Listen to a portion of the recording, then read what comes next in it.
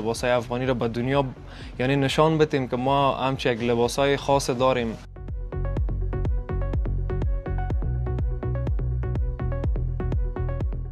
دیگه خودم تقریبا در خانم کار میکنم، فرمایش از خارج میگیرم، باز در خانم کار میکنم، اینجا فرمایش از خارج رسیجم کار میکنم.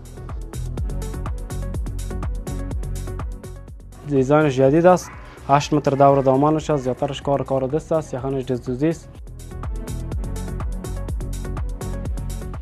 همه اخلی عوام په کرایه باندې ده، د کرایه سیستم موږ برابر کړی، ډېرې جامې موږ په کرایه باندې ورکوو. دا په کابل ښار کې د دیبري سیمه ده. په دې سیمه کې د دیبري سنټر په نامه یو ستر مارکیټ ده چیرته چې افغاني ښځینه ښایسته جامې پلورل کیږي. دا هغه جامې دي چې پخوا ډېر زیات دود وي، خو اوس په څه نوي ډیزاینونو سره بازار ته وړاندې شوي دي. په دغه ځای کې 3 پوړونه دي چې په لاندې پوړ کې یا لاندیني منزل کې خیاطان دي چې دغه جامې ګنډي، او د دې ترڅنګ په اسانوي پلورونو کې بیا دلته د پلور لپاره دغه جامې ایښودل شوي دي په رنګارنګ ډیزاینونو کې.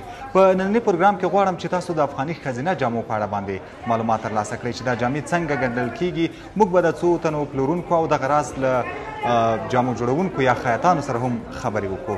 نو د پروګرام تر پایه مو ملتیا وکړئ.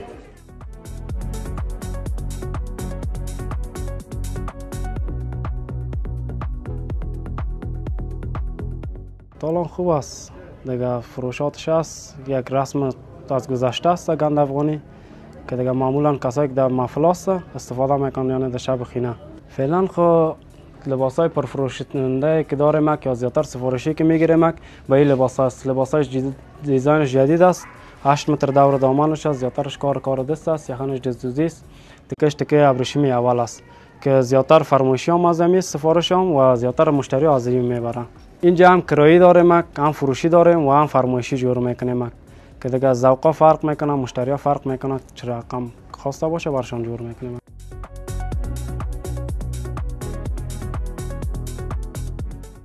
ورزو یو بل دکان ته ورزو، ویل کېږي چې دلته نور ستر دکانونه هم شته، سترې خیاطیانې هم شته.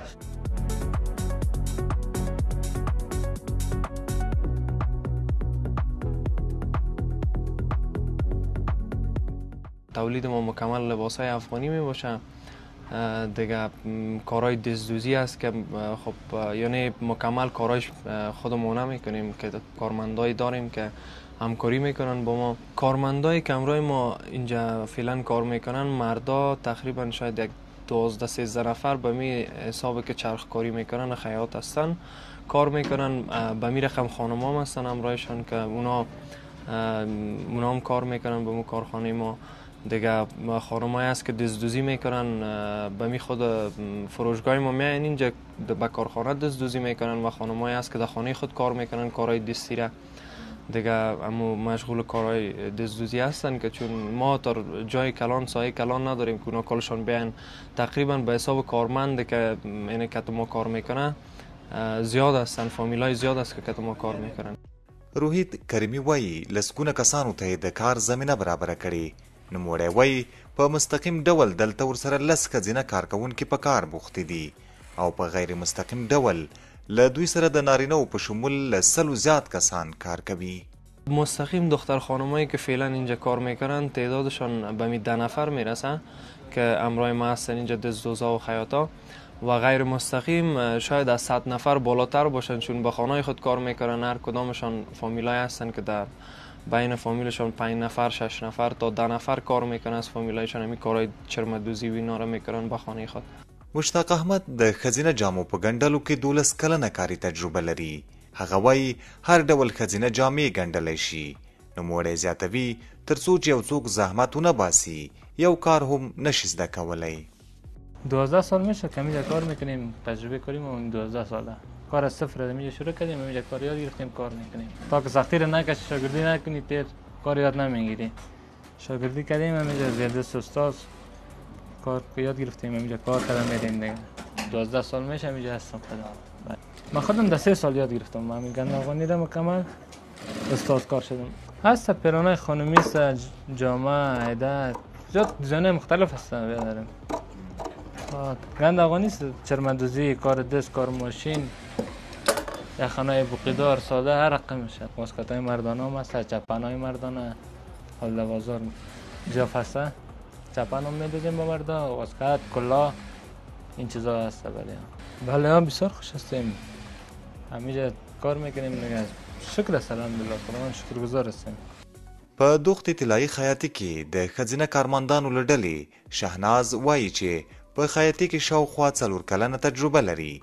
نوموړې وایي خوشحاله یم چې دلته راته د کار کولو زمینه برابره شوې ده. ما زیاد خوش هستم خاطر که در اینجا کار میکنم. در این وقت در این شرایط مثلا خانم کار پیدا میشن و اینجا کار میکنم. من خوشحال هستم، راضیم هستم.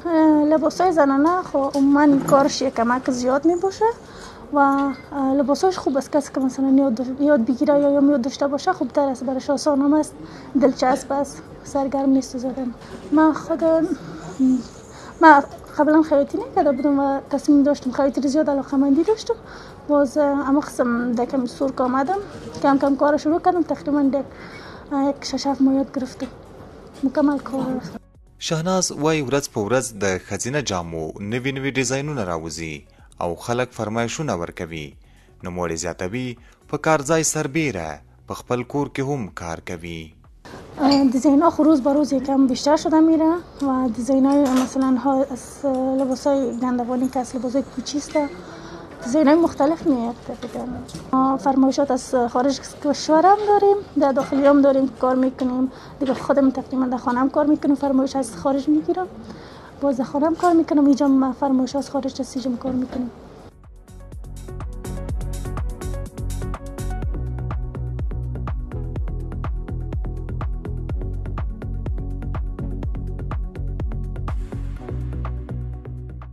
تقریبا یو 18 کاله کېږي چې زه په دغه بخش کې خیاط یم او کار کوم. اوس تقریبا یو 8 کاله کېږي چې د افغاني ګنډونو ته راغلی یم، لاسي صنایع کار کوم. نو دلته د یخن په بخش کې د لاسي کارونو په بخش کې ما سره ښځینه کار کوي، کارخانه لرم. یا د ما سره تقریبا 10 تنه ښځینه کارمندان کار کوي او 4 تنه نارینه کارمندان کار. الحمدلله د خدای څخه ډېر راضي یو، لکه څنګه چې د وطن اوضاع هغه جنگي حالت نه وتلې ده، وطن مو ارامه ده، خلک مو ارامه دي. سره د دې چې کارونه لږ څه ضعیفه دي، ولې موږ ډېر زیات خوشحاله یو. خوشحاله په دې چې د موږ د وطن خلک خوشحاله دي، په ښه هوساینه او خوشحالۍ سره راځي. دلته عامې اخلي او هم په کرایه باندې ده، د کرایه سیستم موږ برابر کړی، ډېرې جامې موږ په کرایه باندې ورکوو. نو خوشحاله د خپله کاره د خدای سره راځي ډېر.